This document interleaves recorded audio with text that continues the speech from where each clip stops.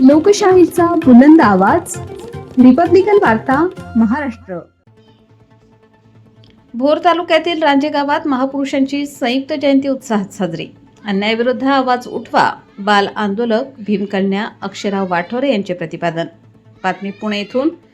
सविस्तर वृत्त असे की रांजे तालुका भोर जिल्हा पुणे सिंहगडाच्या पायथ्याशी असलेल्या ऐतिहासिक रांजे गावामध्ये महापुरुषांची संयुक्त जयंती अत्यंत उत्साहात आणि माणुसकीच्या दर्शनाने साजरी करण्यात आली. रमाई महिला मंडळ व अधिराज प्रतिष्ठान आणि राजे यांच्या संयुक्त विद्यमाने या सोहळ्याचे आयोजन करण्यात आले होते. कार्यक्रमाची सुरुवात महापुरुषांच्या प्रतिमा पूजनाने झाली. यावेळी कांचन आतिश कांबळे, शोभा कांबळे आणि माजी ग्रामपंचायत सदस्य बेबीताई कांबळे यांच्या हस्ते प्रतिमांचे पूजन करण्यात आले.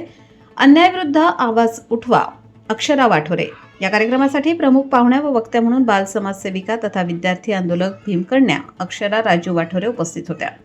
आपल्या रोखठोक व्याख्यानातून त्यांनी महापुरुषांच्या संघर्षमय जीवनाचा वारसा मांडला. महापुरुषांच्या विचारांनी प्रेरित होऊन आपण आपल्यावर होणाऱ्या अन्यायाविरोधात आवाज उठवला पाहिजे असे आवाहन त्यांनी केले. तसेच केवळ उत्सव साजरे न करता आपल्या मुलांना महापुरुषांचे विचार शिकवणे ही काळाची गरज असल्याचे त्यांनी नमूद केले. यांच्या या आव्हानाला प्रतिसाद देत रांजे ग्रामस्थांच्या वतीने फुलना फुलाची पाकळी म्हणून 5,000 रुपये रोख आणि शैक्षणिक साहित्य मदत स्वरूपात देण्यात आले. रांजे गावातील सर्व समाज बांधवांनी एकत्र येत एकीचे आणि माणुसकीचे दर्शन घडवत हा आगळा वेगळा उपक्रम यशस्वी केला. कार्यक्रमाचे सूत्रसंचालन प्रगती आमोद कांबळे यांनी अत्यंत प्रभावीपणे केले. या उपक्रमाचे परिसरातून विशेष कौतुक होत आहे. रिपब्लिकन वृत्तपत्र व वृत्तवाहिनी विभाग, मुख्य कार्यालय, नाशिक.